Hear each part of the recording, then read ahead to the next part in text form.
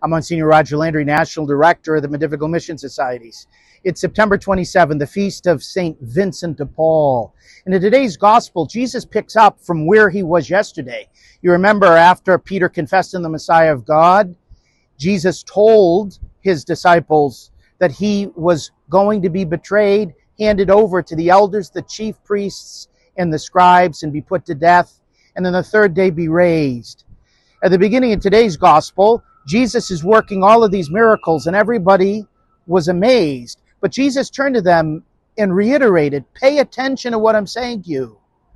He replied, and he said, "The Son of Man is going to be handed over. He's going to be betrayed."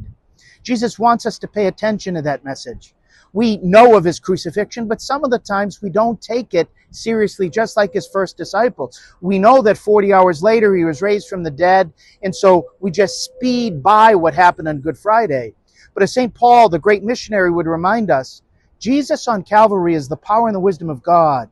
For us to be able to appreciate all that he has done and is doing, we have to grasp how much he loved us. That he loved us so much that he took our place on death row, that he descended into the worst of human torture and execution in order to show us that we were worth saving.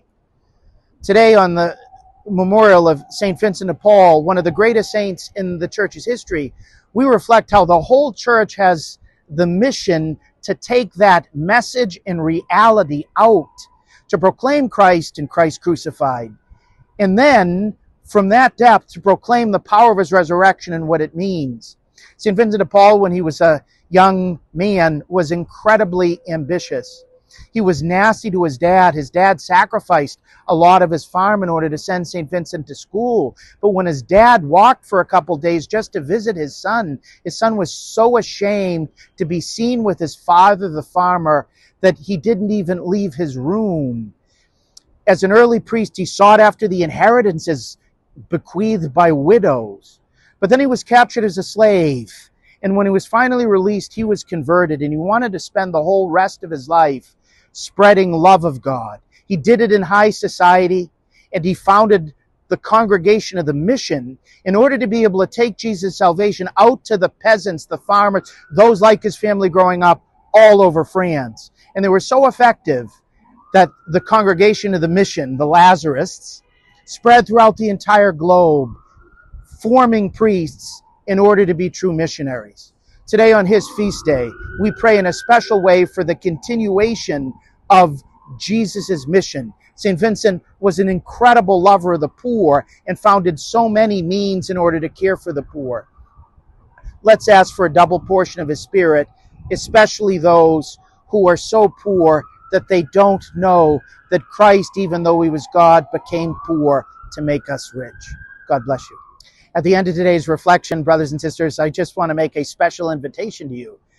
We're getting closer to the month of October, which is two things. First, it's World Mission Month, which we pray for and sacrifice for missionaries, which has its culmination on World Mission Sunday, which this year is October 19th. And secondly, October is the month of the Holy Rosary. And in honor of both of these month-long celebrations, the Medieval Mission Societies USA are going to be getting together with anybody who wants to join us from all over the country and world to pray the World Mission Rosary. This was put together by my predecessor, Archbishop Fulton J. Sheen, when he was director of the Medieval Mission Societies, to pray through Our Lady's intercession, the Holy Rosary, for missionaries and those they're serving in each of the continents of the world. Below, on this email, you'll be able to click on a box which will allow you to sign up to join us. I hope you will pray the World Mission Rosary with us throughout the month of October.